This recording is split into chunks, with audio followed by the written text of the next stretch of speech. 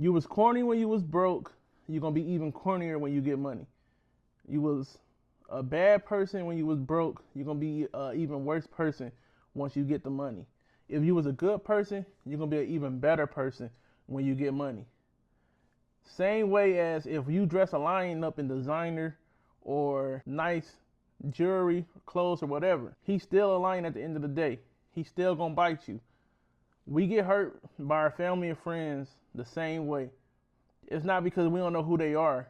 It's just that we ignoring the red flags. We ignoring the character flaws. We ignoring the behaviors they have because it's not personally affecting us. So we just let it slide. What up, though? What up, though? Good morning. Welcome to another episode of the Pick Your Side podcast, where we just talk about real life things and we just keep it real. This week episode, we're going to be discussing how to really point out who a good person and stop getting tricked by what that person have or their status. We need to tap back into checking on their character. But if you haven't already, I need you to subscribe, share, and comment on here.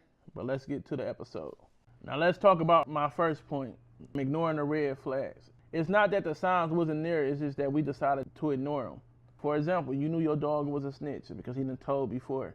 But because he didn't snitch on you, or he haven't told on nobody close to you yet, you ignored it. You forgot it. You moved the goalpost. You knew old boy and old girl was terrible people because they didn't even take care of their kids. Anybody that can live their life without taking care of their kids isn't somebody that can be trusted. If they don't care about the people they brought into this earth, what makes you think they gonna care about you? You knew old boy and old girl, all they did was sit around, talk down on people, gossip, and all that. But because they wasn't talking about you, you ignored it. So a lot of times we get hurt by the people that we love because they're not impacting us. It's not affecting us directly. But then you be surprised and shocked when they flip that table on you. I always tell people, if they can sit around and talk about the next person to you, it's only a matter of time when they start talking about you. So my question is, why do we ignore the red flags? It's simple. They got the life that you want to live. They got the money, they got the cars, they got the jewelry, they got the women, and they're able to do whatever they want to do. So we will ignore that they're a bad person just because of what they have. And that's the reason why a lot of people get away with things. But if you really just look at it, people with a lot of money and status don't really be happy. They look good on the internet, but when they turn them cameras off, and they going back to that 20, 30,000 square foot house alone. Their kids hate them, their wife hate them, their husband hate them, the people around them hate them. And then the other people that they do have around them, it's only there because they using them and they can get something from them. So basically they paying to have friends. So you got to be very careful of who you looking up to when they lead with just materialistic things. Not saying that every who a lot of things are bad people. But if you only going off of the things that they have, you could be getting led down the wrong path. And if you only looking at somebody's image, they can hide a lot of things from them. But it's one thing they can't hide from you. Everybody gonna get hit with pressure in life. And that's when your true character is revealed. It's easy for somebody to be a good person when everything's going good. What you sitting around complaining about? Everything is great in your life. You just got a pay raise. You just got your income taxes. Your boyfriend just made you feel good. Your girlfriend just made you feel good. Yes, you're going to be a good person. But I want you to judge a person off of how they treat other people when things are going bad. If they just lost a job, they struggling, they back against the wall, or they trying to figure out how they finna feed these kids, or how they even finna pay these bills. When that pressure hits somebody, that's when a true character come out. That's when you get to meet that person and who that person really is. Now, I'm not going to sit here and just say, cross somebody out because they had one bad moment. We humans. We all going to have our days. But if you keep seeing this terrible person show up time and time again, that's not just a mistake. That's that person's character. And don't ignore it. And another reason why it's cool to have a bad character is because we like to rename things and make it sound better. Let me give you some examples. Instead of calling your homie a junkie, because he's strung out on pills and on lean, we like to call him turnt.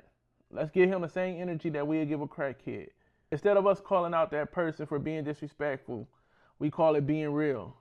Or he just stating his opinion. It's a way that you can go about it without tearing nobody down. Instead of calling your homie a thief, we just call him a scammer. You still stealing at the end of the day, and we don't need you around us. We call gossip being real. We call disrespect being 100. Instead of calling your homie a bad dad because he ain't there for his kids the way that he should be, we let him get away with all the excuses and we let him put the blame on the mother of their kids. It should be nothing in this world stop you from being a dad.